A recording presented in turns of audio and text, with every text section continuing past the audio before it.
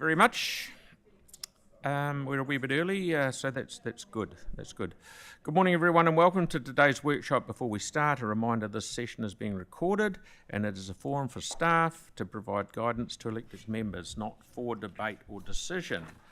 Have a couple of apologies, Councillor McClelland and Councillor Scandrett. They're proper apologies. An apology for early departure from Councillor Fields, approximately 11:50, but I hold out a lot of hope that we will be finished before then. I'm an apology for early departure. Okay, thank you, Kel. Just after 11. And Councillor Cartwright is on Teams. Okay. He's coming on Teams. He probably doesn't know we're starting early. Okay. So we'll kick off. We now have the draft for the city strategy for arts and creativity for review. So, hello, good morning, ladies. Good to see you. Kia ora koutou. This is our second iteration of Toi o Tautahi, first endorsed by this council and our partners in 2019. Just prior to COVID, so a bit of a slow start for our implementation of the strategy. But we've managed to achieve some things in partnership with Creative New Zealand, Rata Foundation, Mana Whenua, Christchurch NZ, and more latterly with the Manatū Taonga Ministry for Culture and Heritage supporting us for a 3-year program of delivery. So what we managed to achieve from the last strategy was the creation of a website, Toi o Tautahi, and social media platforms, the opening of Toi Auaha, our art space, so currently home to 20-odd artists and a range of community groups using it regularly, as well as a useful venue for staff to meet as well. And our offices are down there, as well as Parakiori and here at Civic. What else can I say about it?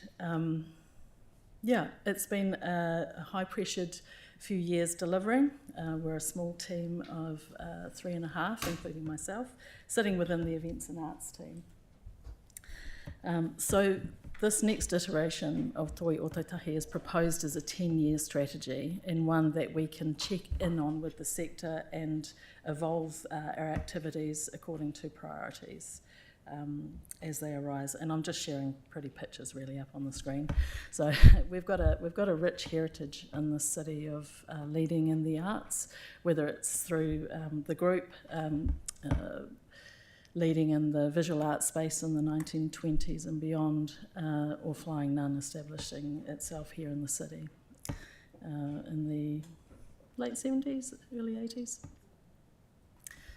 So with this next strategy, there's not a significant change proposed in delivery.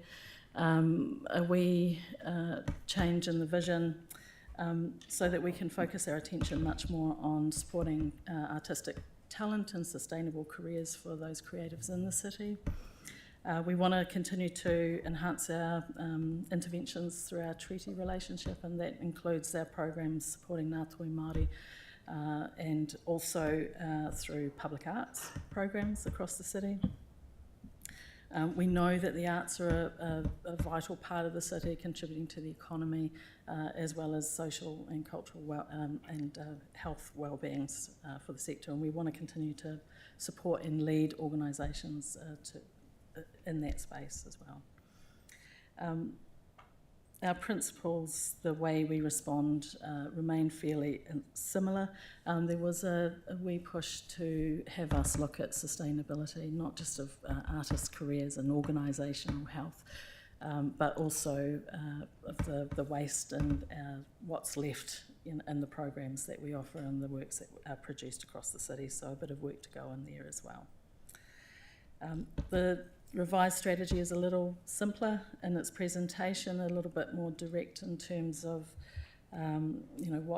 what our priorities are for delivery. We've got the same key themes for development across Auaha: creativity, identity, leadership and well-being. you've got the strategy in front of you, really open to answering any questions that you might have about the strategy and what we're delivering. There is no proposal to increase resourcing. We're always looking to work in partnership and leverage the things that we have, such as our current investment through Strengthening Communities, and also the spaces we've got. Okay, ready for questions, are you? Yep. Yeah, Tyler, and then Yanni, please. Kia ora. So I noticed that there's so much work going on. I even just looked at Watch This Space, for example. There's more than 400 art pieces across the city. One thing I wanted to ask around, there was two questions. The first one is around partnerships with businesses to utilise some of their spaces. How does that work for you guys? We're not directly involved in that usually. Watch This Space or Flair Street Art Festival negotiate access. I don't think in recent history we've had much to do with. So you're more of a median, a person who connects? We can do that. We're really lucky that the city has some talented organisations and people with lots of experience in delivering those sorts of programs, public art in particular, and the murals around the city. So we don't generally have to get involved in those. We will provide advice if it's required, or connections to funding or other useful tools. I'm sorry. Yeah. That's all right. Yeah. So through Toi o Tatahi and the things that you do, what are the other opportunities for us to be able to maybe expand public arts and working with those organisers and etc. into extending that into the city? Yeah, so we've actually got the public art policy, our artworks and public places policy under review at the moment, and we expect to bring that to you to workshop in the not too distant future. So reshaping the way that we're approaching, and again simplifying, I think, the processes for both staff and community to work with us on commissioning public artwork. Just wanted to flag that I'd be really keen for some more suburban suburban Yeah. art. I think everyone is, but Yeah, thank you. we understand that. Yeah, thank you for the briefing, and I mean, just have been really impressed with the work that you've been doing and the team's been doing. I was just interested in the Te Aho, the YMCA. Oh, the Toi Aho? Te Aho. Have you done an assessment of the value that we've had from that? It seems such a positive thing that we've done with an old building to put life back into it at a relatively in a relatively cost efficient way. But I'm just trying to understand if there's been like a review of the investment versus the benefit or the value that we've got from that. No, but it's a great suggestion. Is that the building down at Ralston Ave? Yeah, so it was the old YHA, youth hostel, sorry, not the YMCA, the youth hostel, because we've got a number of old heritage buildings around the city. And when I look at that example and I look at the Monaval example, it seems to me that there can be a really clear purpose that can provide a positive outcome without just knocking down these buildings and then the expensive cost of having something new that people can't afford. Yep. So I was just really interested to understand around that investment and those sorts of things. The Sutton House is another one. Yeah. We haven't undertaken any measurement of the impact, but that's a great suggestion. We do know there's still demand for space, both from organisations and from independent artists across the city. Yeah. So when you call for expressions of interest, how many expressions do you get versus places that you have available? I think we turned away. I'm looking towards you, Jamie. Maybe about double. So there's 21 artists in there. Some of them are sharing space. So some spaces have 2 or 3 artists in them. We had about 40 expressions of interest, and so to go into about 10 or 15 spaces. So there is a wait list, there is a demand if somebody does leave, then we go back to the wait list and consult with whoever put an expression of interest in to see if they still may want a space. Yeah. And just the final question from me really is that there is so much creativity in our city across so many different realms. Are there any groups in particular or any areas that you think there's gaps where we could be providing additional support?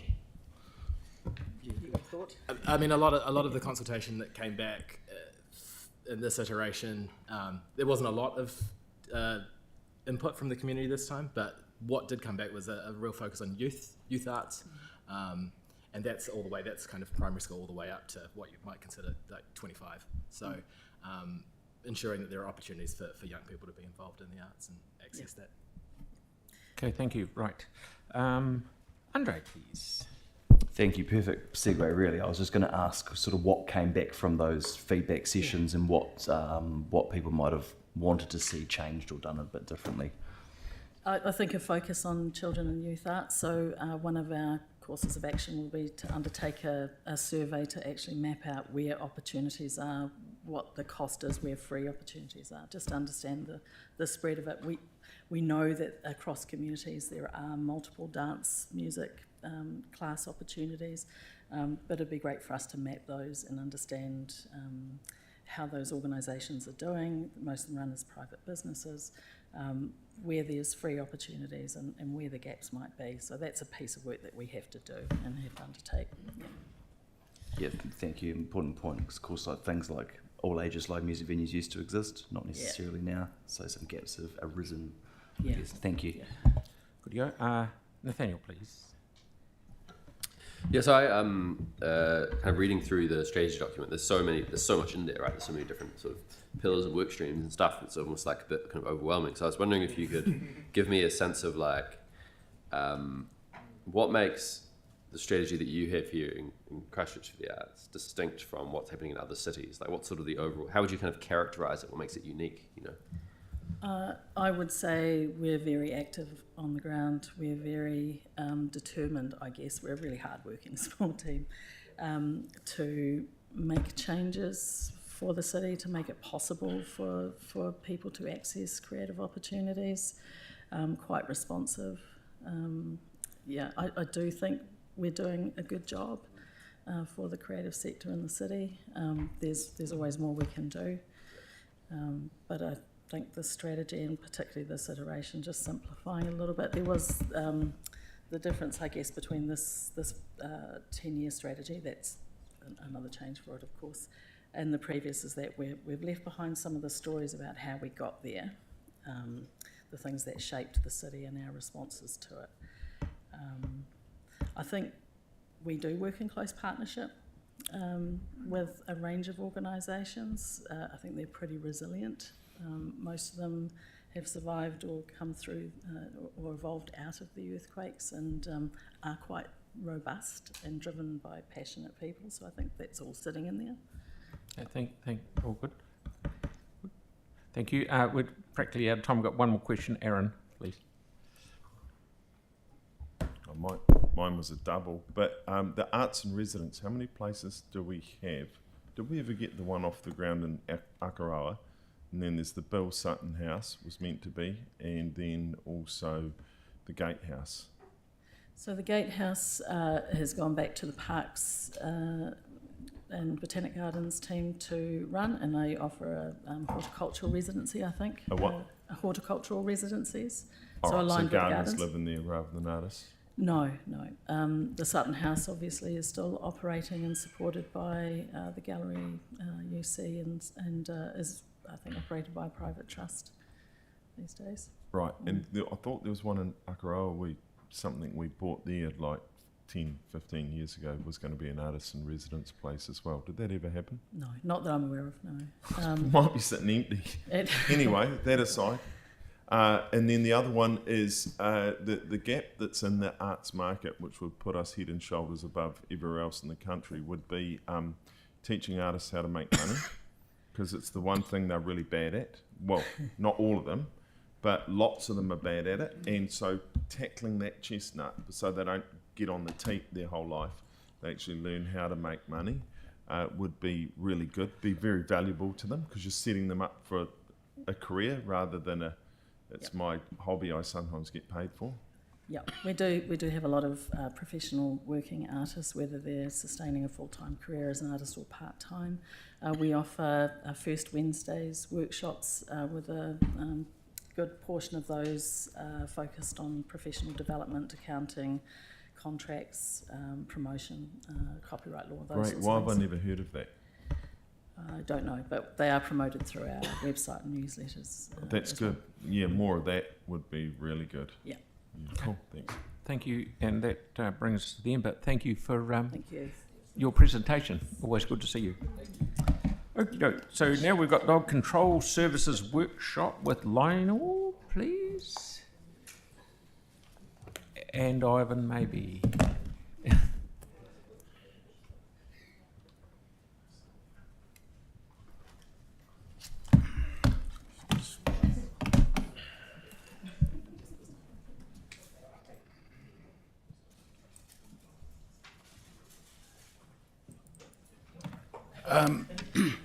Good morning, everyone.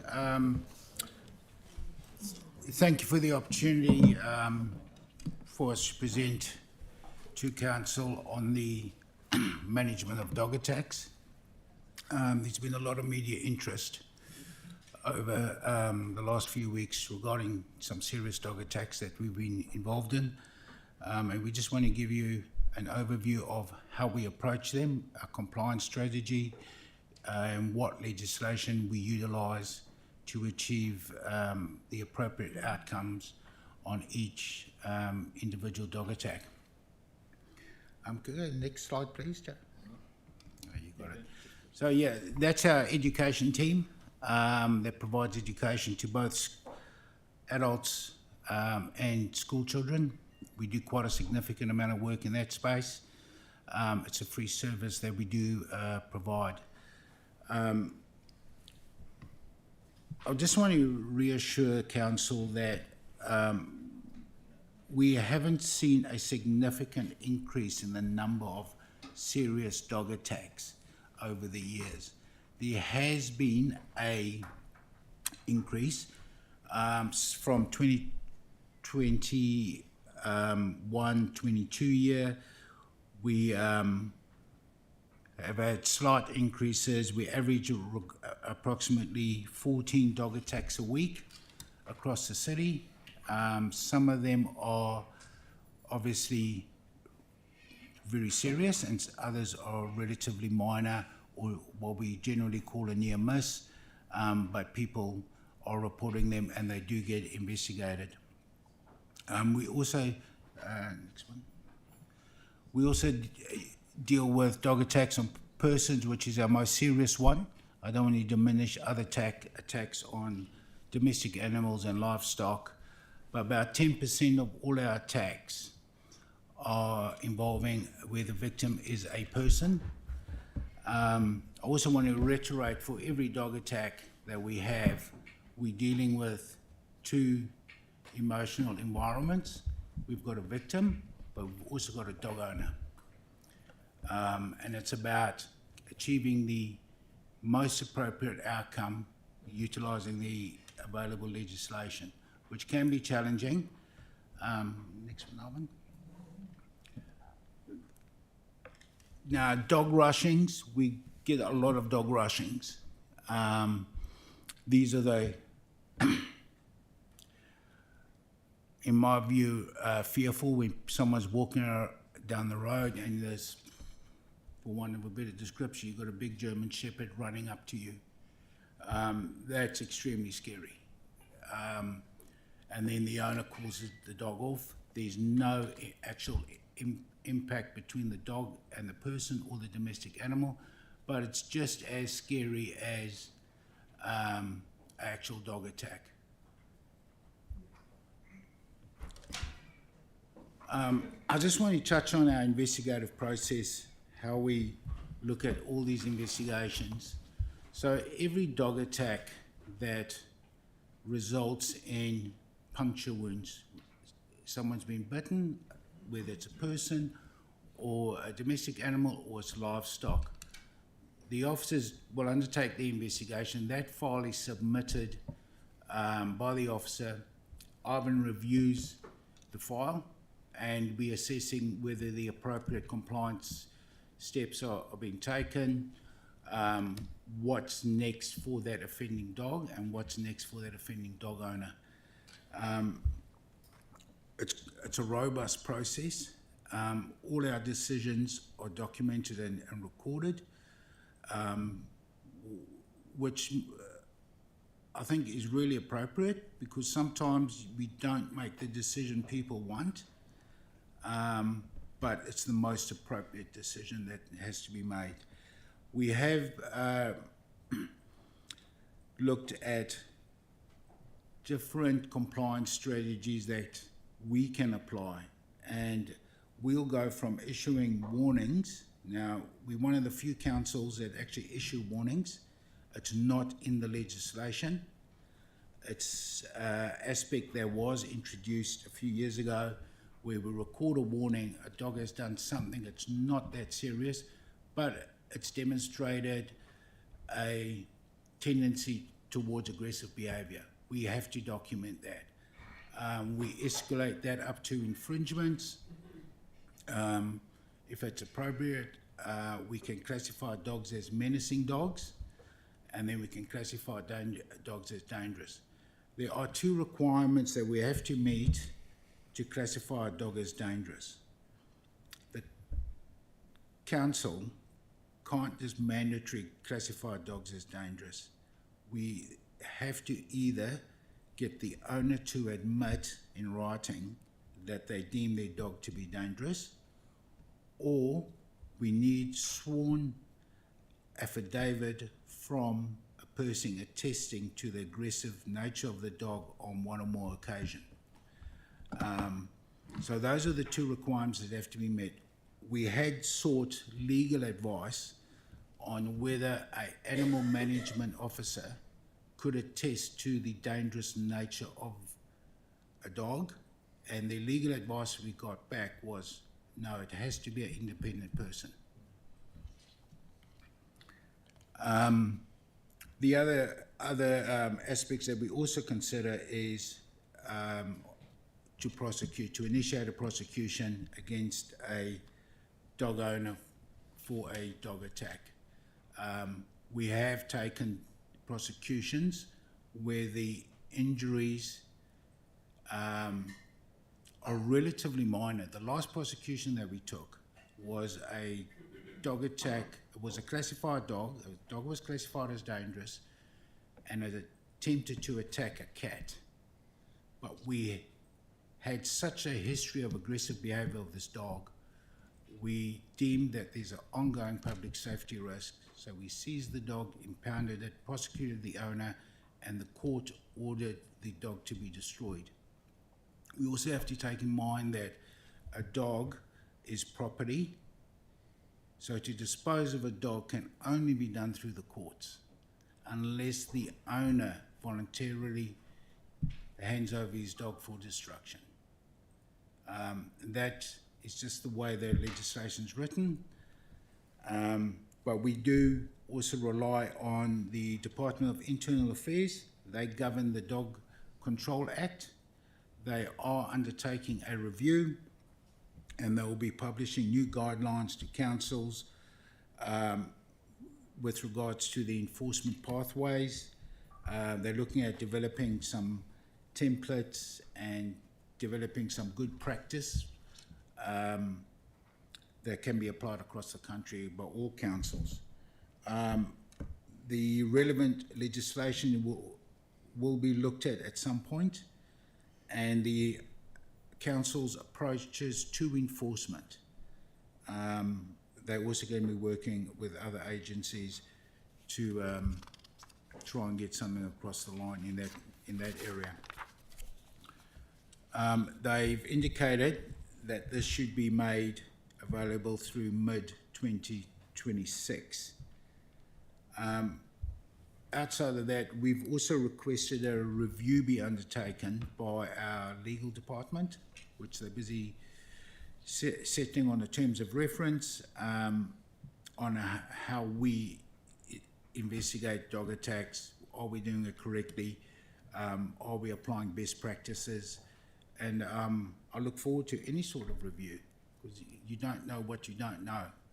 And if we're not quite getting it right, we'll make the adjustments and go forward from there. Ivan. Hi, Ivan Trathoan, Principal Advisor. So I just want to talk a little bit about the tools that we use, which is obviously it's based on the Dog Control Act. From the Dog Control Act, territorial authorities also have the ability to make bylaws, and then also in the ultimate end, when we look at potential prosecutions, we look at the Solicitor General's prosecution guidelines. So with the particularly our council, we have a regulatory compliance strategy that we apply, which is around the VADE model, VADE, and that's around where we're looking at voluntary compliance by people, where we assist them with a little bit of nudge from education to comply, or where we have to put a little bit more pressure by either using a warning or a infringement, or if we have to look at a prosecution. Bearing in mind we've got two aspects of what we can use under the Dog Control Act, which is looking at the person and whether that person really should and is fit to own a dog, and whether we look at potentially making them a probationary owner or a disqualified owner where they can't have a dog at all. And we also look at the dog and the history of the dog, and whether we look at making that dog, as Lionel has mentioned, a menacing dog under the Act, which has some requirements around having to wear a muzzle in public and being restrained, etc., and or a dangerous dog. We also look, as part of our strategy, we're looking around the public risk, so the ongoing public risk. So what we have had in the past is we've had some attacks that are, on the face of it, haven't been as serious as we would need to for a prosecution. So we look at the ongoing public risk there, and we have a conversation with the owner, and if the owner is willing to sign the dog over to us for euthanasia, we'll do that, and we'll youth the dog, and then that's taken the public risk away, so we may not need to move to a full prosecution. Bearing in mind that we have, when we're looking at a prosecution, we would only prosecute generally under Section 57 or 58 of the Act. Section 57 being a attack on, it can be on a domestic animal, stock, or a person, and Section 58 being a serious attack. What we do find is if we have a really serious attack, often the police will also be called, and the police will sometimes jump in and they'll try and take it and deal with it. They're not always really equipped for that because it's not their forte, it's not what they really deal with, so we try and help to steer them in the right direction, or we do the prosecution, we take the prosecution ourselves by using our legal team, etc. We also look at the extent of the injury, so we're looking at a bigger picture. We're not just looking at there's an attack, looks serious, because every attack on somebody is serious. People in their own circumstances will look at it and it seems more serious to one than it does to another. So we'll look at the extent of the injuries as well. We look at is there a bite mark? Yes, there is. Does it require just basic first aid?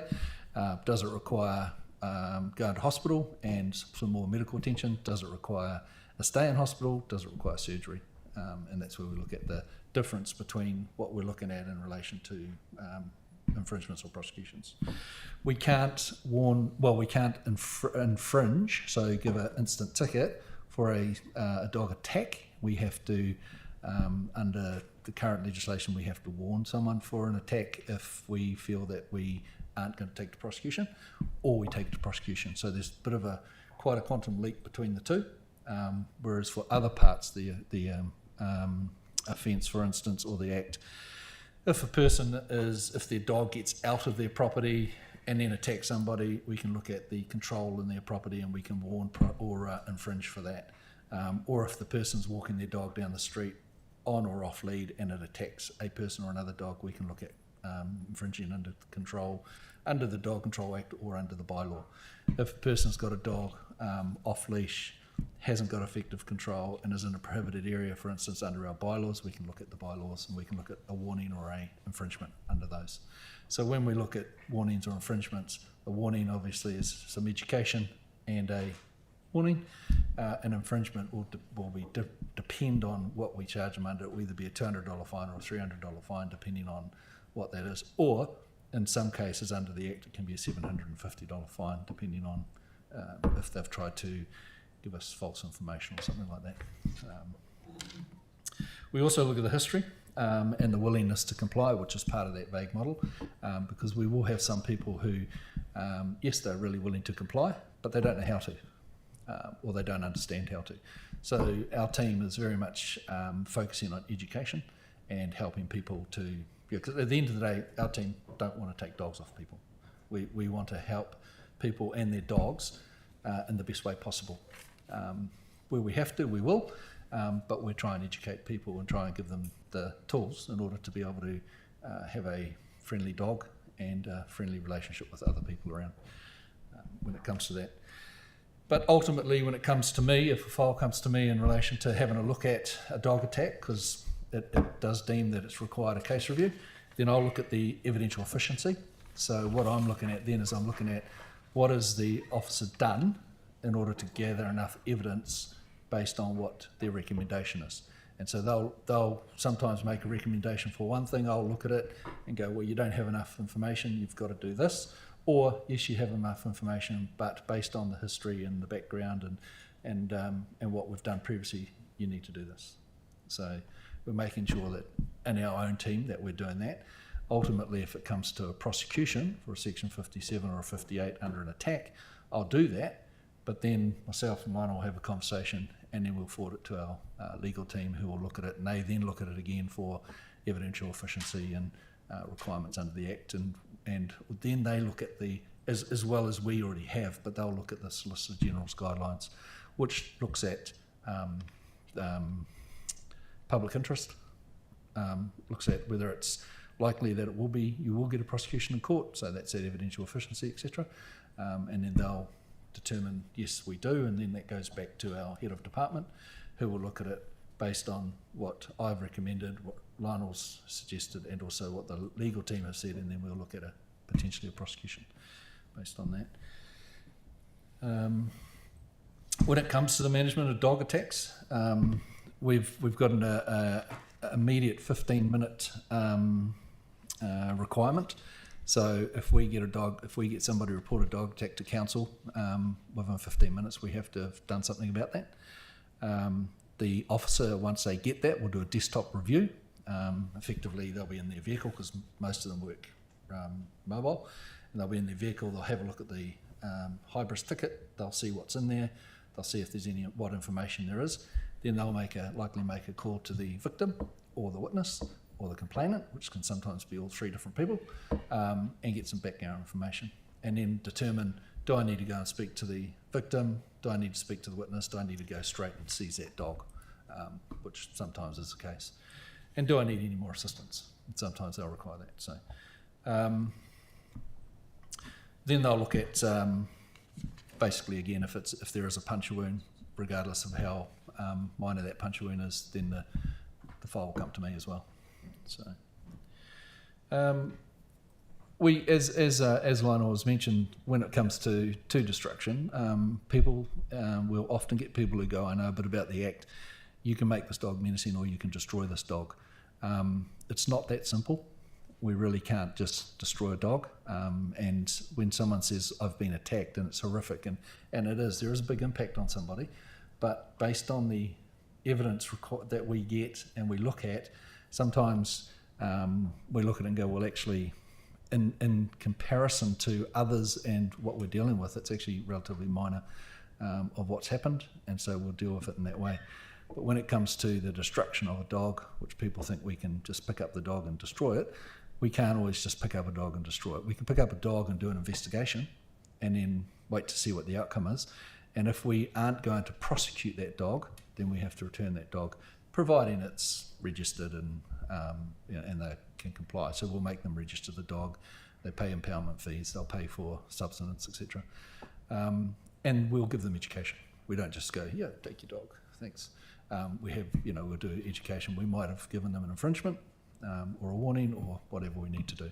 So we are dealing and working with the owners of these dogs. and making sure that the dog, if it goes back in a safer way. But then when it comes to that destruction, as Lionel has already said, if the owner is prepared to sign that dog over to us, then we can take that dog and destroy it. Or if the court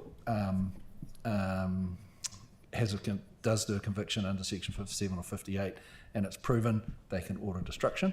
The other way is if we pick up a dog today, we give the owners a notice under section 69, which says you have 7 days to claim this dog. If they don't come in within those 7 days, the dog then becomes ours. We own it. Council owns it. So at that point under the Act, we can do what we want with it. So we'll look at, if it's a dangerous dog, we'll look at potentially euthing the dog. If it's a dog that's not dangerous and is rehomable, we'll do assessments and look at it. We could potentially rehome that dog.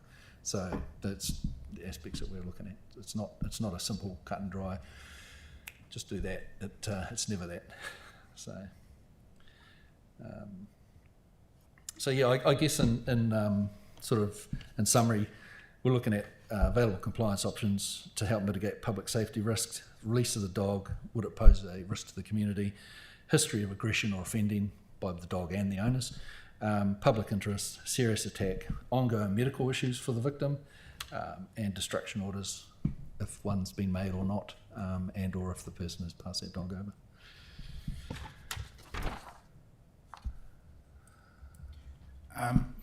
Thanks, Ivan. Just to put in context, we've got 44,500 odd dogs in Christchurch. We have 48 dogs that have been classified as breed.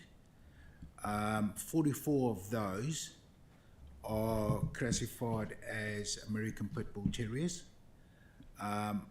Over the this financial year, 25-26, none of those dogs have been involved in any dog attacks. We have 45 dogs currently classified as dangerous within the city, and then we've got 198 dogs classified as menacing by deed. We also make owners probationary and we disqualify owners. Now this is a rolling figure. We have 13 disqualified owners and 14 probationary owners. In terms of probationary owners, it's not as difficult as it is in managing the disqualified owners, because what we found is as soon as we start that process and the dog owner gets an inkling they're going to be disqualified, they will do a change of ownership of that dog to their partner's name. In all essence, the person then is still in possession of the dog at that property. And we limited what we can do. That's one aspect I would like DIA to really tidy up, to the extent that if you're a disqualified owner, you cannot have a dog on any property. You cannot be in control of the dog. Because when we do come across disqualified owners that are breaching that disqualification, they get another $750 fine. Bearing in mind, they've already got a list of infringements that's resulted in the disqualification in the first instance. That's the most frustrating part of this journey. So just in respect of our current dog population, like I said, 44,500 odd dogs. The dog population increased quite a bit from about 36,000 5 years ago. We now around that 44,000 mark, and that's once again a rolling figure. Dogs come on, dogs go off. So yeah, we are doing, I think, a pretty good job across the city in trying to managing these things. Our biggest challenge is dogs not on record. We're not aware of the dog. We don't until something happens, like the last attack that was in the media. Those dogs were not on record. We didn't know about them. They'd never been registered. So that's very, very challenging. Right. Thank you for your time. So thank you very much, Chair. So I'm very impressed and very clear explanation on how the system works and what you can and cannot do. So Mary just wants to have a wee. I just wanted to acknowledge, Lionel, you and your team. Like, you are often dealing in situations that are very volatile and very emotional, and are dealing with aggressive people as well as aggressive dogs. And you're incredibly professional and have good systems to support your team. Thank in you. that. And we hear back from the other agencies that are at those events praising the work that you do. So very good work. Much. Very good work. Okay, we've got a heap of questions and not much time. So one question each. Okay. But I'll do Tyrone because he felt really bad that he dipped out last time. So you go first, mate. Sorry, well, I've forgotten how to work the buttons. Which question should I ask? Sorry, just remind me, like the surge of, you probably said it at the start, but sorry if I missed it. The surge of dog attacks in recent months. So what does that look like numerically, and what's the underlying? So what's going on there? Like, it feels to me like is that a settings problem? That that if we're getting a surge, is that part of a long-term trend? I wouldn't. Because we've talked a lot about cure here, and I'm just wondering if what the prevention side of it is. I wouldn't use the word surge. We've had an increase in dog attacks over recent. We've got surge on the agenda. It has increased. We've seen more dog attacks, and the rationale why is that occurring? Because we're the ambulance at the bottom of the cliff. We only respond to these things. How do we prevent them? Is getting dog owners to follow the rules. The biggest problem that we come across is, and I think there are a lot of people in this room that are dog owners that will always say, no, my dog's fine. My dog's all right. He doesn't bite. And they don't want to acknowledge that their dog is maybe not as passive as they would like it to be. You've got to know your dog, and a lot of people take on breeds, and what we've seen in the recent while, people taking on breeds, they don't understand the breed, they don't understand why the dog's reacting a certain way. Yeah, well, It's I guess, education.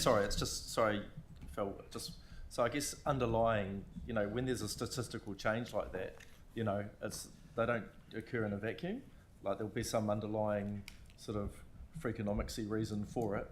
Like, basically, but is it commensurate with the number of dogs we've got, or is there something underlying in the way that our settings are that means that we need to change something? I'm not sure, and I'll leave it there. You don't need to answer it. I'm just sort of putting it to the table as, like, do we need to take a different approach, and is there something that we can address as a council? Yeah. Thank you, Tyrone. Cal, please. Actually, Lionel's already answered my question. It was just about... Good. Nathaniel, please. Are there, like, under the Dog Control Act, would we be able to do things like have higher requirements, requirements around, maybe needing a dog license or anything like that? Like, is there anything at all that we could be doing in the prevention side under the Act that we're not currently doing?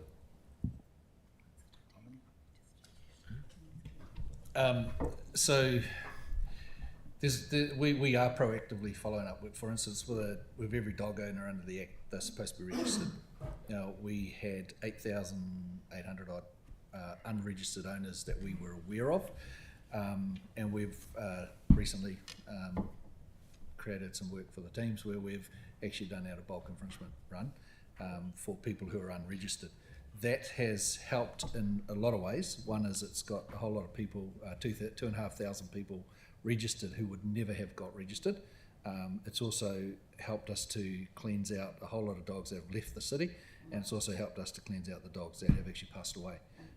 So it's been a really good exercise in that it has helped with the data, definitely. And if we have people who ring up and have legitimate reasons, then we withdraw those infringements. So it's really worked really well. So, thank you, mate. Pauline? Thank you. Just going back to the photo that you've got in there of your team, is that the entire, this 1, 2, 3, 4, 7 people, is that the entire team, or is that just the education team? No, that's just the education team. I have 11 officers plus Arvin. Okay, and so they go out to schools, and what else do they do? Schools, businesses. We do a lot of work with food delivery companies. Okay, so they're quite a big reach.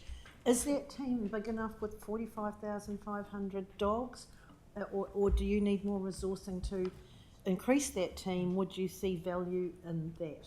I am busy with a action point that came out of the bylaw review regarding resourcing. Right. I should have that done before the end of the month. Right, okay, because we did hear from people that they would be okay with increasing the fees a little if we needed more resourcing there, but obviously it would be Thank you. matter. Thank you. Thank you, mate. And Yanni, and sorry, we have Celeste, haven't got any time. Thank you. Because Yanni will go for it. Just several questions, but I'll try and keep them really short. One is, as part of the review, are we able to engage with Kāinga Ora? A number of the cases that I've dealt with has specifically related to Kāinga Ora properties and lack of appropriate fencing, for example, or just really concerning for people. So I just wanted, as part of the looking at what we can do, can we engage with Kāinga Ora to see if there's anything more? We have a very good working relationship at the moment with Kāinga Ora. We try and get engaging. We try and get them to place people with bigger dogs in appropriate properties. It's not always possible. They've also updated their internal policy around classified dogs on properties. They're not allowing any classified dogs on any of their properties at the moment. But yeah, I would definitely be in favour of engaging with them to make sure the properties they're putting people in with dogs is suitably fenced. Okay, that would be great. And then just a question from me around, given what's happened in New Zealand, and we've had a case in Christchurch as well. What are the things that we could go to central government for to change that would make our jobs easier to deal with the risk? Two changes I really want to see within the legislation is we have the ability to issue infringement for dog attacks. Under Section 57, we should be able to infringe for it. The infringement is for under 53.1, which is lack of control of a dog, which is $200. Under the bylaw, it's $300. So that needs to be changed. Okay. Can I suggest the Mayor, we write a letter to government with staff with the key things that we want? Because the government keep blaming councils, saying they're not going to change it. It's up to councils to do a better job. But yet we know there's things that government could actually be doing. And maybe the Mayoral Forum or the other mayors through LGNZ, which we're not a member of, will have some ideas. But I do think we need to put some pressure on central government. Yeah. Cool. Okay. And thank you once again, guys. That was it's good. And I see you're working as best, you are working as best you can with the tools you've been given, and you do it very professionally. So thank you very much. Thank you. Good on you. Okay. So Riccarton Stream stormwater filtration device.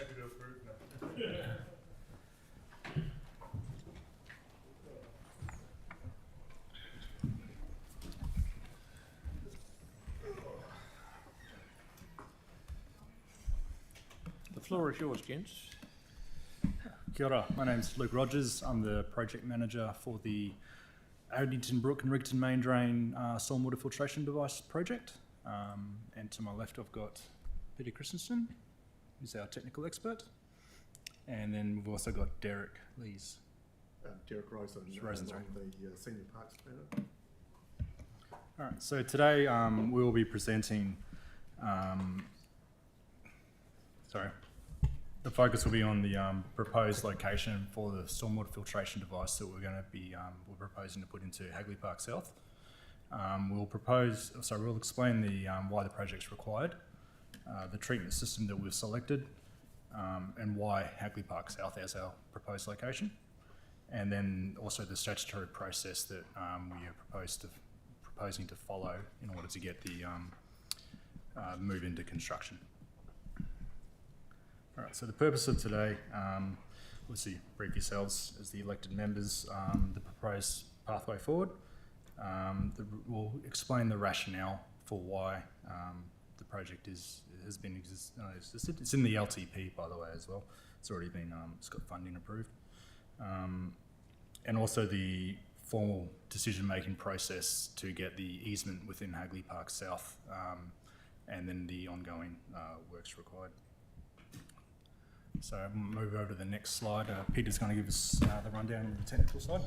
Kia ora koutou. So, as Luke said, the project's in the long-term plan under Addington Brook and Riccarton Main Drain. So there's two projects together which are part of our requirements under the Comprehensive Stormwater Network Discharge Consent to meet our treatment requirements over the period of that consent.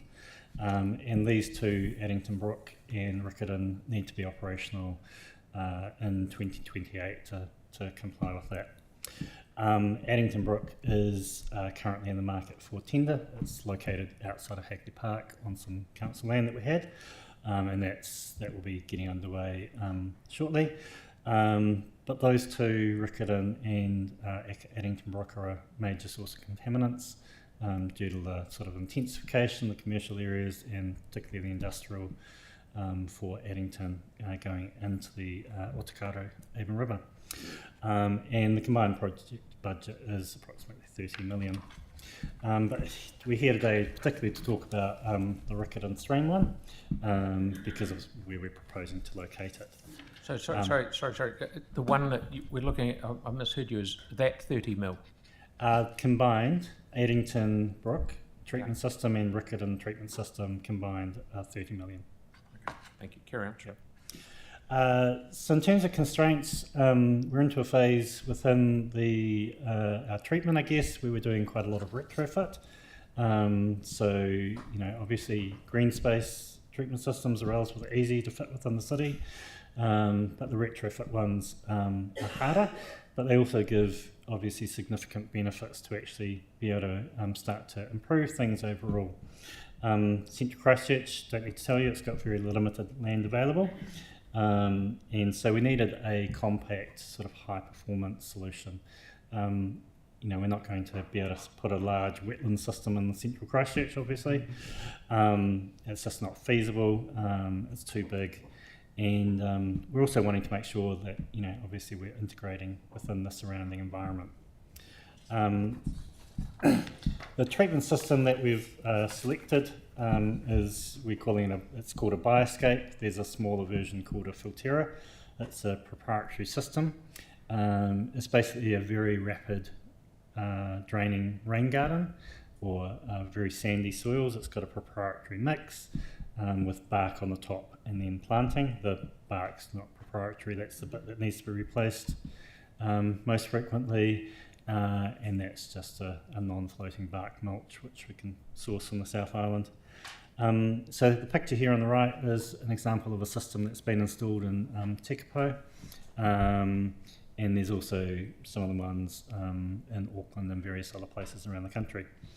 So it's got a sort of landscaped appearance.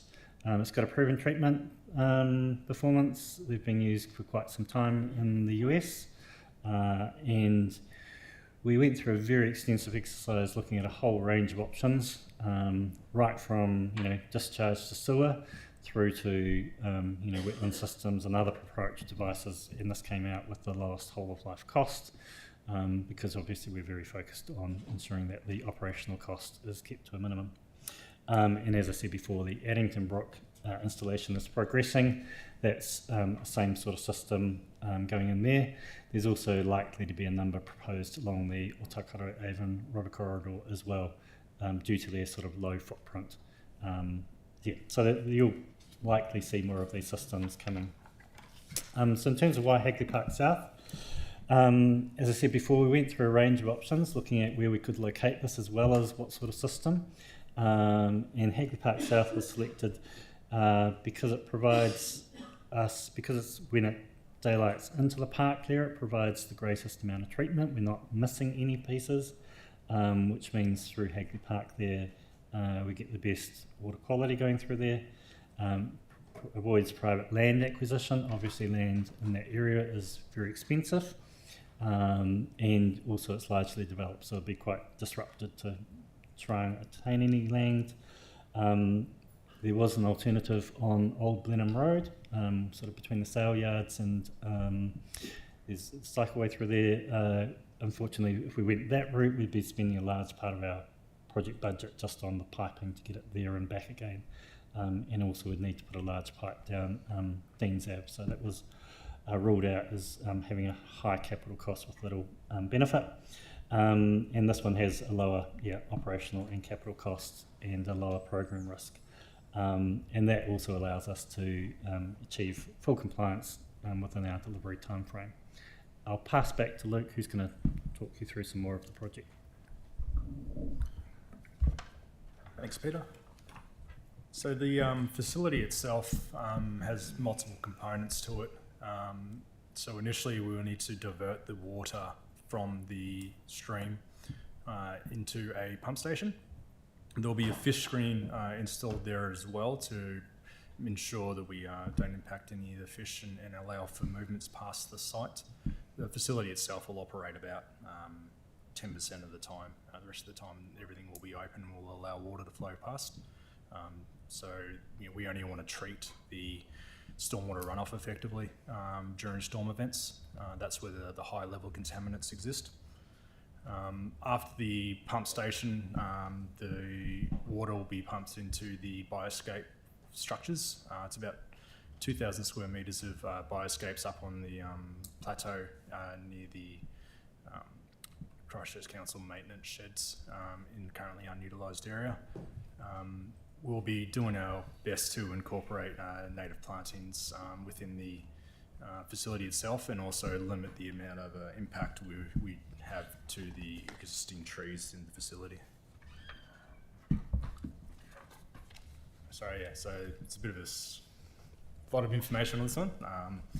So effectively you can see the layout that we've got. On the left-hand side, you can see Deans Avenue and Rickerton Road. And then there's also the green areas, the bioscape areas, which will be the areas that are planted with the mulch and the plants. And then in the centre near the creek, there is just the pump station facility. So from a visual perspective, you'll see plantings and the like from the ground. And then as you get closer to the stream, you'll see the fish screen, the diversion structure, and then there'll be a pump station that you'll see that it'll be majority below ground, but you'll see a bit of concrete on top there as well. There'll also be a little control cabinet as well for the electrical controls.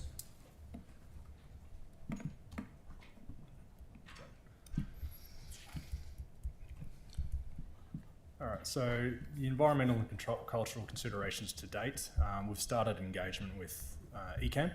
So we're discussing the project approach on how we want to manage the fish movements past the site. We've also engaged with Mana Whenua as well to discuss the project. They've also provided a cultural statement on the impacts as well. So we're incorporating those requirements into our design process. The Indigenous planting, as I said, we do need to plant within the bioscape, so we're going to choose plants that are Indigenous to the area and will look quite nice. We've also engaged with Heritage New Zealand with regards to an archaeological authority as well. This will just ensure that there's all issues that are accounted for. There is a Whare memorial near the site, so we'll make sure that everything is assessed as we do that. From a visual amenity, we've got an older visualisation on the screen.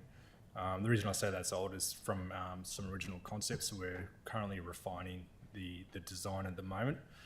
We've mentioned that Addington Brook is first, so we're going through that and making sure we've optimised that, and then we're going to start working on the Hagley Park side of things to make sure all those lessons are learned and we have a nice visually appealing site. So the majority of the infrastructure is below ground, but there will be some facilities that you do see. There'll be a control cabinet and also a Orion transformer as well that we need to have installed so that we can have access to power to the site for the pumps. That's pretty much for that one. All right. So as I said, for the engagement to date, we have on two occasions discussed the project with the Hagley Park Reference Group in May 2024 and July 25. As we progress the design, we will call for another meeting.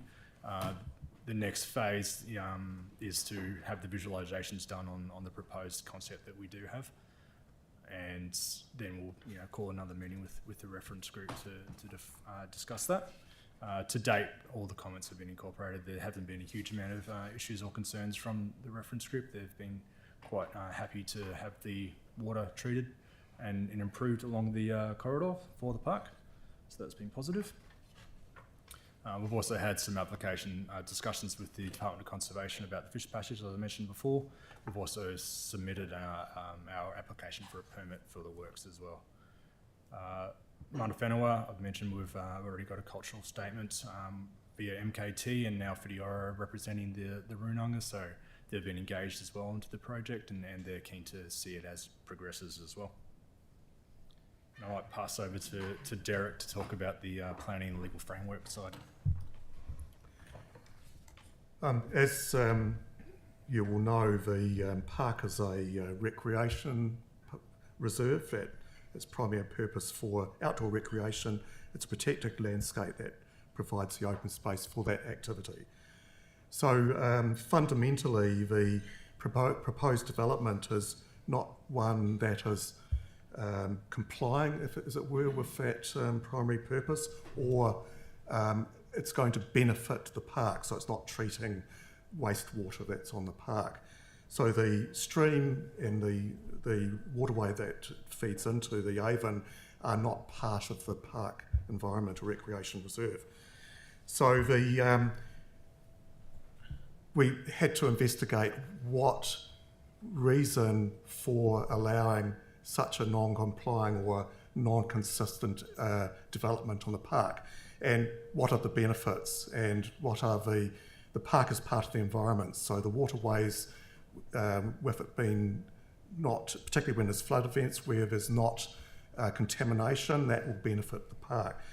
At the site that's been considered at Rickerton Stream is one that's not used. It's not a site that can be used for recreation. It's not a safe environment.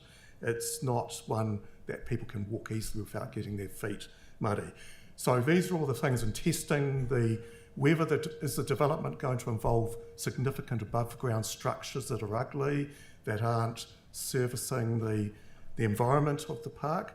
And so those are all the questions that were asked. And fundamentally, having a facility improves the water quality will be a benefit to the park. The question technically in terms of, because it's non-complying with the reserve purpose and the requirements of the management plan and the Reserves Act, we have to go for a legal statutory process. And so the determination was that would, well, firstly, that it has to be something that benefits the park. And so I was implying improving landscape, it is benefiting the park. The formal process would need to be under Section 48 of the Reserves Act, so that's for the granting of an easement.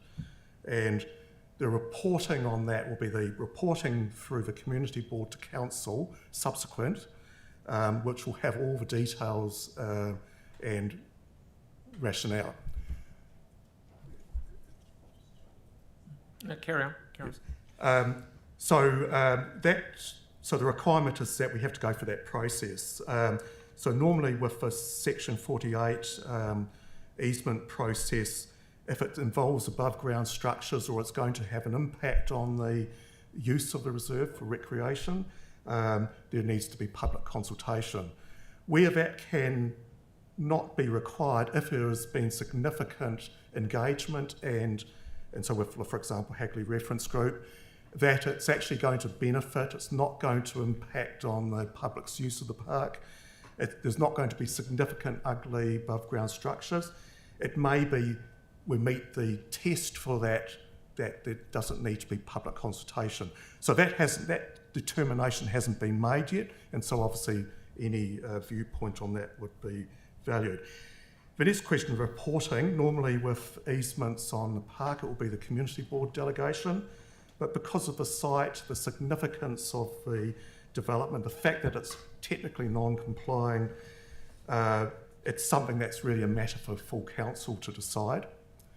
But the our recommendation is that it needs to go via the community board.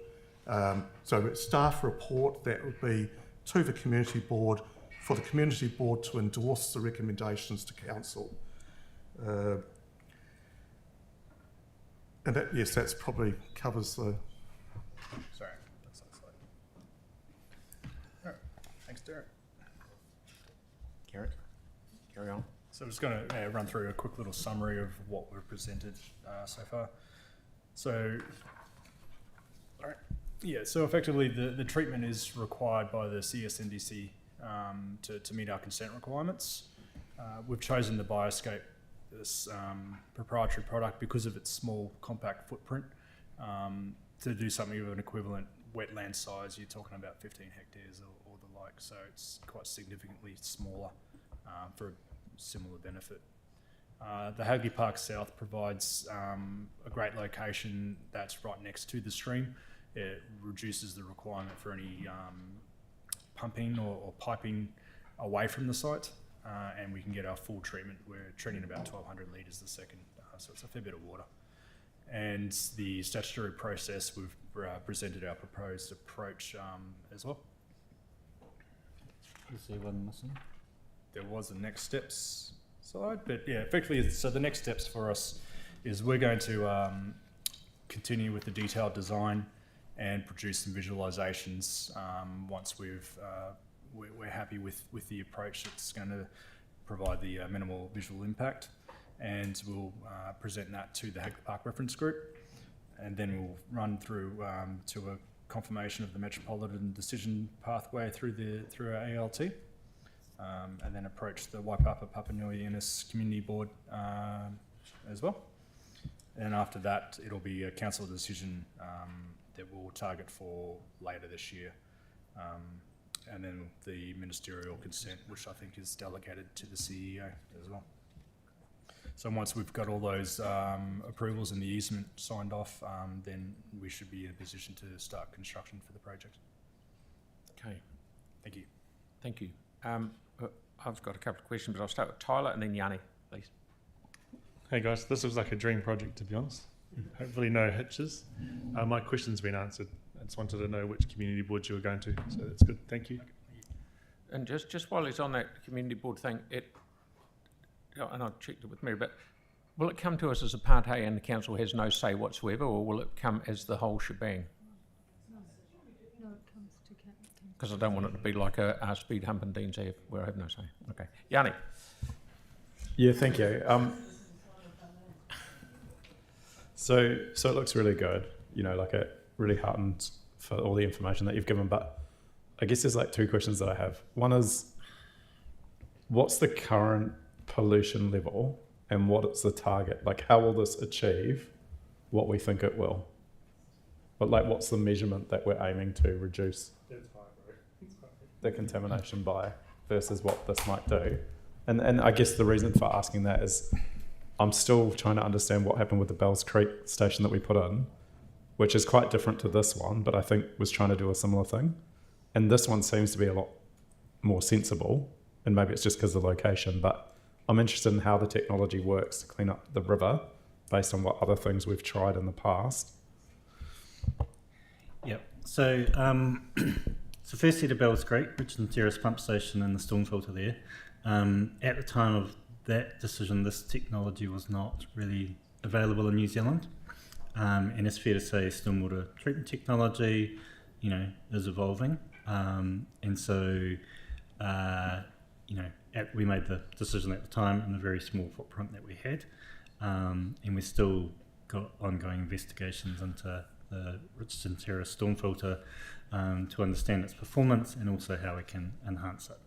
So this option, you mentioned it's more sensible, it's available now, and it fits within our footprint. It also provides a much higher treatment level than the likes of the storm filter at Richardson Terrace. It's still got a much bigger footprint than what would be required if we went down the Richardson Terrace route, So it's a much bigger footprint still, but much smaller than, say, a wetland.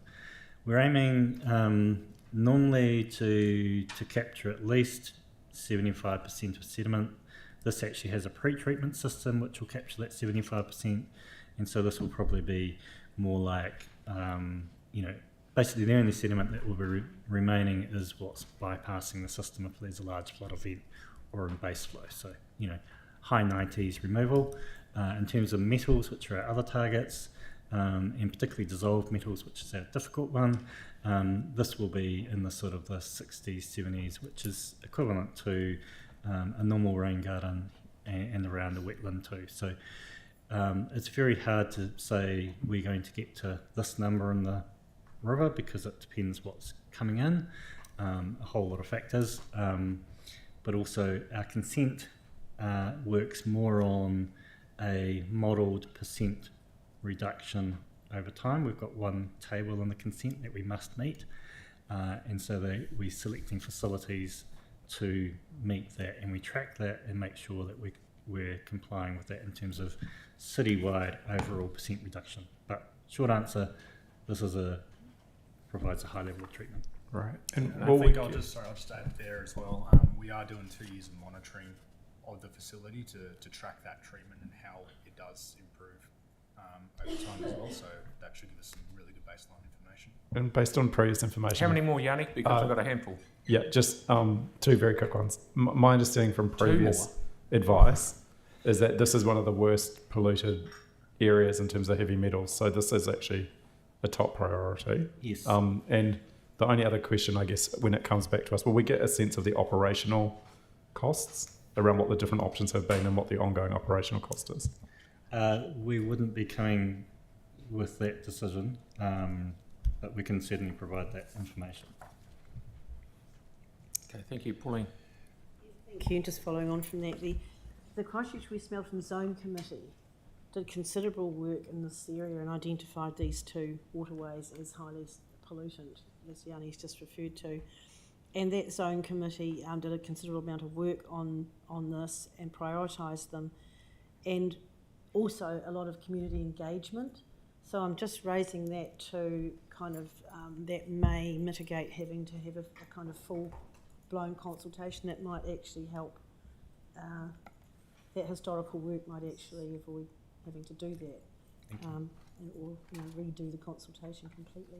I think that's a good point. Thanks. Thank you. Another wee one from me before Vic.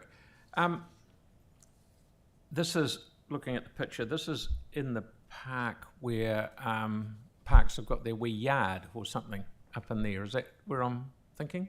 Yeah, correct. That's Yeah, okay. And so if it's 30 mil, are we designing it ourselves? No, we've got AECOM doing the engineering design, and Stormwater 360, whom are the proprietary owners of the Stormwater Bioscape product, they're also designing their treatment system. Okay. Well. So it's a combined effort. We do also have a large team of people in-house who are providing input, review, alongside that.